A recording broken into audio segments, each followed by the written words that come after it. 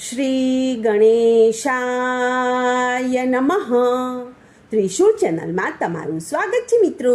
આજે હું તમારી સમક્ષ લઈને આવી છું પુરુષોત્તમ માસની કથા, વણિક શેઠની કથા. એક ગામમાં બ્રાહ્મણ અને બ્રાહ્મણી રહેતા હતા. તેમને 7 દીકરાઓ હતા. બ્રાહ્મણ ગરીબ હોવાથી પોતાનું ગુજરાન માંડ માંડ કરીને ચલાવતો હતો. ભિક્ષાવૃત્તિ દ્વારા તે પોતાના કુટુંબનો નિર્વાહ કરતો હતો. ભિક્ષાવૃત્તિમાં કોઈક દિવસે વધારે મળે અને ક્યારેક ખાલી જોડી લઈને ઘેર આવે. આનાથી ઘરમાં કકળાટ થયા કરતો હતો. એક દિવસ એક પ્રતિભાશાળી સંન્યાસી બ્રાહ્મણને રસ્તામાં મળ્યા. બ્રાહ્મણે 2 હાથ જોડી અને પ્રણામ કર્યા અને નિરાશ વદને બોલ્યો કે હે સ્વામીજી, હું ઘણો દરિદ્ર છું. આ દરિદ્રતામાંથી મારો છુટકારો થાય એવો કોઈક મને ઉપાય બતાવો તો સારું. ત્યારે સંન્યાસી બોલ્યા કે હે ભૂદેવ, તમારે દારિદ્ર ટાળવું હોય તો 2 માસ પછી આવતા અધિક માસ એટલે કે પુરુષોત્તમ માસમાં ભગવાનનું વ્રત અને આરાધના કરો. રોજ સવારે નદીએ જઈને સ્નાન કરો, કાંઠા ગોરમાનું પૂજન કરો, કથા વાર્તા સાંભળો, યથાશક્તિ દાન કરો. જેટલું બીજાને આપશો તેથી અધિક ગણું તમે પામશો. બ્રાહ્મણે તો ઘેર જઈ અને પોતાની પત્નીને રસ્તામાં સંન્યાસી મળ્યા હતા તે વાત કરી. તેમણે પુરુષોત્તમ માસનું વ્રત કરવાનો દ્રઢ સંકલ્પ કર્યો. સાથે સાથે બ્રાહ્મણે વિચાર્યું કે હું કોઈ વિદ્વાન બ્રાહ્મણ પાસે જઈ અને પુરુષોત્તમ વ્રત અને પુરુષોત્તમ માસની કથા અને બીજી કથા વાર્તાઓ શીખી લઉં, જેથી કરીને 2 પૈસા રળું અને વ્રત પણ કરી શકું. તેણે વિદ્વાન બ્રાહ્મણ પાસે જઈ અને આ બધું જાણી લીધું. પુરુષોત્તમ માસ શરૂ થતાં બ્રાહ્મણ અને બ્રાહ્મણીએ વ્રત શરૂ કર્યું. બ્રાહ્મણ નદીએ સ્નાન કરવા જાય ત્યારે ભાવિક બહેનોને કાંઠા ગોરમાનું પૂજન અને બીજી કથા વાર્તા સંભળાવતો, ઉપરાંત ઘેર આવી અને પુરુષોત્તમ માસની કથા કહેતો. આનાથી તેને સારી એવી દક્ષિણા મળવા લાગી. અનાજ, કપડાં, ફળ અને રોકડ રકમ પણ મળવા લાગી.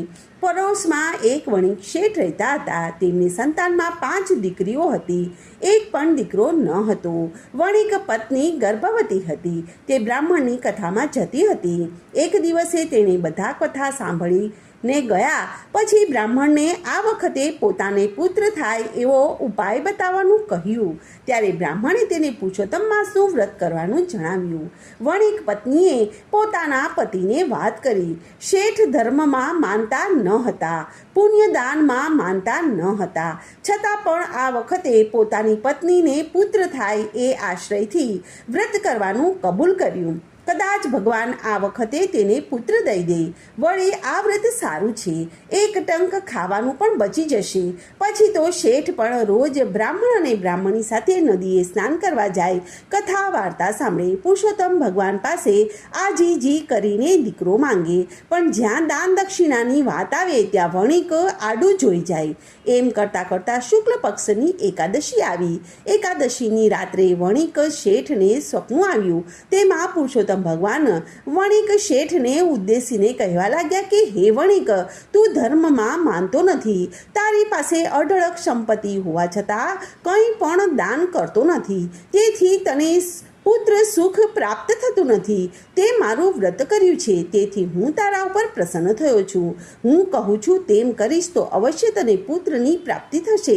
તારે ત્યાં પુત્રનો જન્મ થાય ત્યારે તારે પુત્રના ભારોભાર સોના મહોરો તોડીને તારા પડોશમાં રહેતા અને મારું વ્રત કરતા બ્રાહ્મણને આપી દેજે. જો તું આમ નહીં કરે તો તારો પુત્ર જીવતો નહીં રહે અને પુત્રના વજન જેટલી સોના મહોરો તને આપવી પડશે. જેથી વણિક શેઠનું મન નારાજ થઈ ગયું, પણ પુત્ર પ્રાપ્ત થશે એ જાણી અને અતિ આનંદ થયો. પૂનમના દિવસે શેઠાણીએ પૂનમના ચાંદ જેવા દીકરાને જન્મ આપ્યો. શેઠના આનંદનો પાર ન રહ્યો.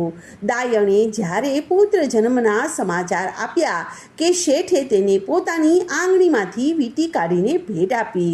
પુરુષોત્તમ ભગવાનની પૂજા કરી અને દિલ દિલ ખોલીને ગરીબ અને ગુરબાને દાન આપ્યા. પછી બ્રાહ્મણ અને બ્રાહ્મણીને પોતાને ત્યાં બોલાવી અને પુત્રના વજન જેટલી જ સોના મોહરનું દાન કર્યું. બ્રાહ્મણનું દારિદ્રપણું ટળ્યું. આખી જિંદગી બેઠા બેઠા ખાય એટલું ધન તેને મળ્યું. બ્રાહ્મણ અને બ્રાહ્મણી અને શેઠ અને શેઠાણીએ આ જીવન પુરુષોત્તમ માસનું વ્રત કરવાનો સંકલ્પ કર્યો.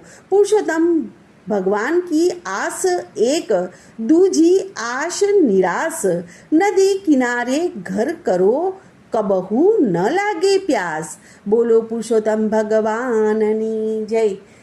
કૃષ્ણ કનૈયા લાલ કી જય.